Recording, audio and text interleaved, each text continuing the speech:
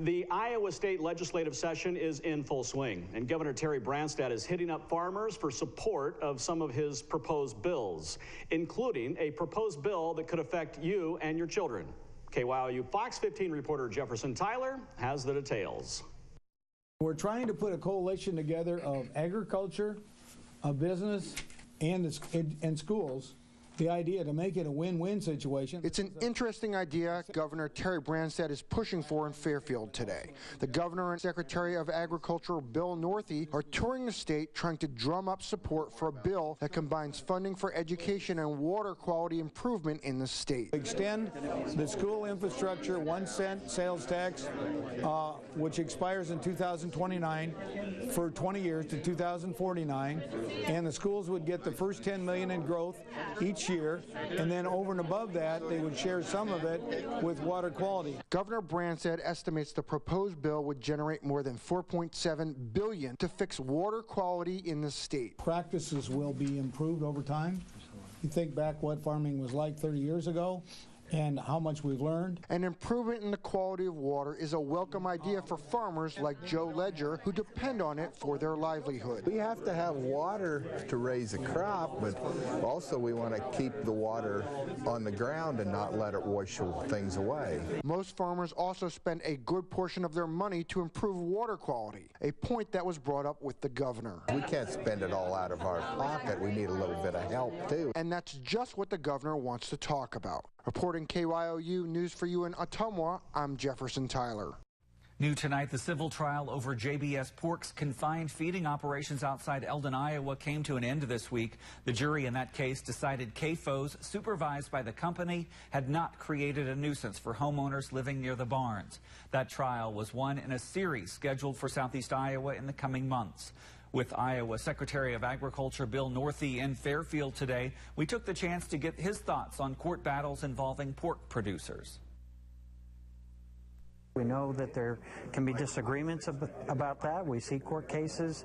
We're going to see some of them work themselves through the court, but I certainly support good, responsible livestock production.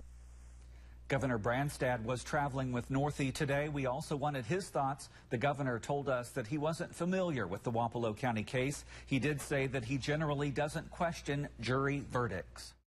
And now, KYOU First Alert Weather with Chief Meteorologist Matt Hollaner.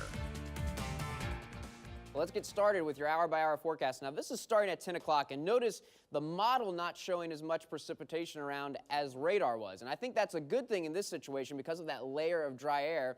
We're not seeing as much precipitation actually make it to the ground as what radar is indicating. Now, once we get to around 1 a.m., things start to change. That layer of dry air goes away, and the precipitation pretty widespread across the area, making it to the ground. Now, that's a whole bunch of bad news, but we have good news in the extended forecast, kinda, because we do have a nice warm-up coming. 46 degrees on Saturday and sunny skies, 56 on Sunday. Some isolated showers start late afternoon hours and continue during the evening. Then it gets real soggy, though. It's talking about Monday, Tuesday, and possibly into Wednesday morning.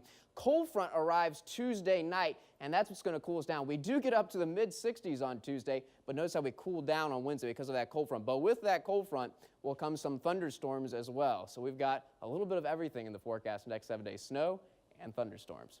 Joe has more after the break. And now your exclusive Storm Team 3 forecast from KTVO.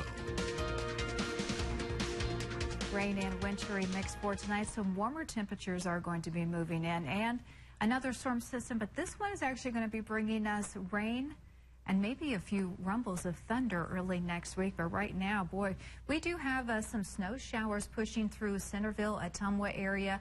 Unionville could be getting maybe just a little bit of freezing rain, so we'll have to keep a very close eye on this as the storm system continues to kind of evolve and move through the area. This is the bigger picture.